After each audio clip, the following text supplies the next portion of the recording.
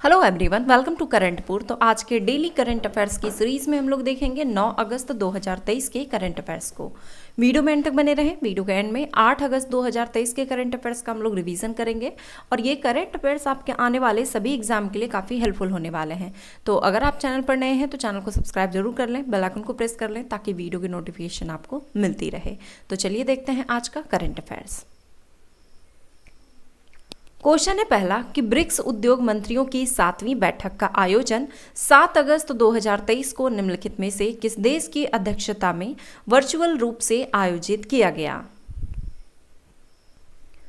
Answer है इसका option D, दक्षिण अफ्रीका की अध्यक्षता में। वाणिज्य और उद्योग, वस्त्र और उपभोक्ता कार्य तथा खाद्य एवं सार्वजनिक वितरण मंत्री श्री पीयूष गोयल ने 7 अगस्त 2023 को ब्रिक्स उद्योग मंत्रियों की 7वीं बैठक में भाग लिया। यह बैठक दक्षिण अफ्रीका की अध्यक्षता में वर्चुअल रूप से आयोजित किया गया। ब्रिक्स उद्योग मंत्रियों ने ब्रिक्स देशों के बीच डिजिटलीकरण, औद्योगिकरण, नवाचार, समावेश और निवेश की आवश्यकता पर जोर दिया गया। ब्रिक्स 5 देशों का समूह है जिसमें कि ब्राजील, रूस, भारत, चीन और दक्षिण अफ्रीका शामिल है। निम्नलिखित कथनों पर विचार करें और बताएं कि कौन सा कथन सत्य है। आंसर है ऑप्शन डी, सभी कथन सत्य हैं कि गंगा नदी डॉल्फिन को भारत के राष्ट्रीय जलीय जीव के रूप में नामित किया गया है। विक्रमशिला डॉल्फिन अभयारण्य बिहार में डॉल्फिन संरक्षित क्षेत्रों के रूप में अधिसूचित किया गया है। नदी डॉल्फिन और जलीय आवासों की देखरेख सुनिश्चित करने के लिए एक व्यापक कार्य योजना 2022-47 विकसित की गई है। नदी डॉल्फिन पर किए गए अध्ययनों के अनुसार गंगा की मुख्य धारा में इनकी जनसंख्या स्थिर मानी जा रही है। हालांकि सहायक नदियों में इनकी जनसंख्या में गिरावट आई है। गंगा नदी डॉल्फिन के संरक्षण के लिए सरकार द्वारा उठाए गए महत्वपूर्ण कदम हैं कि गंगा नदी डॉल्फिन को वन्य जीव संरक्षण अधिनियम 1972 की अनुसूची फर्स्ट में सूचीबद्ध किया गया है। गंगा नदी डॉल्फिन को भारत के राष्ट्रीय जलीय जीव के रूप में नामित किया गया है। गंगा नदी डॉल्फिन को गंभीर रूप से लुप्तप्राय 22 प्रजातियों में से एक के रूप में शामिल किया गया है। गंगा नदी के किनारे गंगा नदी डॉल्फिन के महत्वपूर्ण आवासों को विक्रमशिला डॉल्फिन अभयारण्य बिहार की तरह संरक्षित क्षेत्रों के रूप में अधिसूचित किया गया है। नदी डॉल्फिन और जलीय आवासों की देखरेख सुनिश्चित करने के लिए एक व्यापक कार्य योजना 2022-47 विकसित की गई है। निम्नलिखित में से किस देश में भारत के स्वतंत्रता दिवस 15 अगस्त को राष्ट्रीय दिवस के तौर पर मनाया जाएगा? आंसर है ऑप्शन ए, अमेरिका में। भारत 15 अगस्त को अपनी आज़ादी का जश्न मनाएगा। ऐसे में अमेरिका और भारत के रिश्तों में मजबूती प्रदान करने के लिए अमेरिका में राष्ट्रीय दिवस के तौर पर मनाया जाएगा। जन्म और मृत्यु पंजीकरण संशोधन विधेयक 2023 संसद द्वारा किस तिथि को पारित किया गया? आंसर है ऑप्शन बी, 7 अगस्त 2023 को। राज्यसभा से मंजूरी के बाद संसद ने 7 अगस्त को जन्म और मृत्यु पंजीकरण संशोधन विधेयक 2023 पारित कर दिया है। यह विधेयक जन्म और मृत्यु पंजीकरण अधिनियम 1969 में संशोधन का प्रावधान करता है। जन्म और मृत्यु पंजीकरण संशोधन विधेयक को लोकसभा द्वारा 1 अगस्त को पारित कर दिया गया था। यह विधेयक जन्म और मृत्यु पंजीकरण को आसान बनाने के लिए लाया गया है और यह पूरी तरह से डिजिटल होगा। विधेयक के अनुसार जन्म और मृत्यु प्रमाण पत्र 7 दिनों के भीतर बनवाया जा सकता है। हाल ही में किसे टेस्ला का नया मुख्य वित्तीय अधिकारी यानी कि CFO नियुक्त किया गया है? आंसर है ऑप्शन सी, वैभव तनेजा को।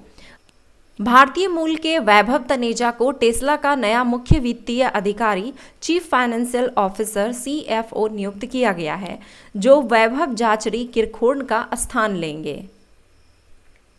11 से 21 अगस्त 2023 तक क्वाड देशों का वार्षिक युद्धाभ्यास मालाबार एक्सरसाइज 2023 की मेजबानी कौन सा देश करेगा? आंसर है ऑप्शन सी, ऑस्ट्रेलिया। 11 से 21 अगस्त 2023 तक 10 दिवसीय क्वाड देशों का वार्षिक युद्धाभ्यास मालाबार एक्सरसाइज 2023 की मेजबानी ऑस्ट्रेलिया पहली बार करने जा रही है। ऑस्ट्रेलिया जल क्षेत्र में होने वाले मालाबार एक्सरसाइज में संयुक्त राज्य अमेरिका, जापान, भारत और ऑस्ट्रेलिया की नौसेनाएं हिस्सा लेने जा रही है। किस राज्य में गैंडा संरक्षण योजना को पुनः शुरू करने के उद्देश्य से राइनो टास्क फोर्स की स्थापना करने जा रही है?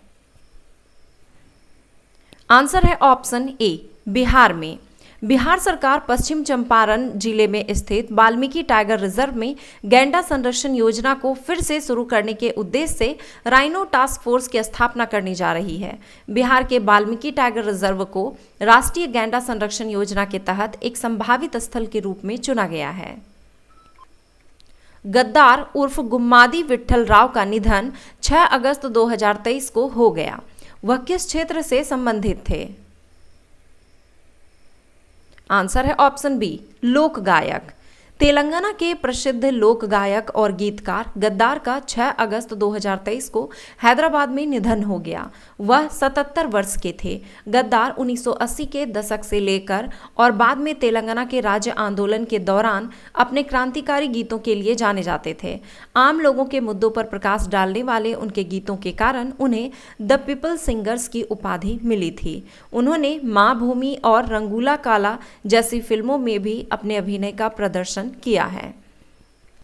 भारत वियतनाम संयुक्त व्यापार उप आयोग JTSC की 5वीं बैठक का आयोजन 8 अगस्त 2023 को कहां किया गया? आंसर है इसका ऑप्शन ए, नई दिल्ली में। भारत वियतनाम संयुक्त व्यापार उप आयोग इंडिया वियतनाम ज्वाइंट ट्रेड सब कमीशन JTSC की 5वीं बैठक 8 अगस्त 2023 को नई दिल्ली में आयोजित की गई। बैठक की सह अध्यक्षता भारत की ओर से वाणिज्य और उद्योग मंत्रालय के वाणिज्य विभाग के अतिरिक्त सचिव श्री राजेश अग्रवाल ने की। यह बैठक जनवरी 2019 में आयोजित चौथी JTSC बैठक के बाद से कोविड-19 महामारी और अन्य वजहों से 4 साल से अधिक के अंतराल के बाद आयोजित की गई है। भारतीय खेल प्राधिकरण द्वारा एशियाई खेलों में भाग लेने वाले एथलीटों पर बनाई गई शॉर्ट फिल्म का टाइटल क्या है? आंसर है इसका ऑप्शन सी, हल्ला बोल।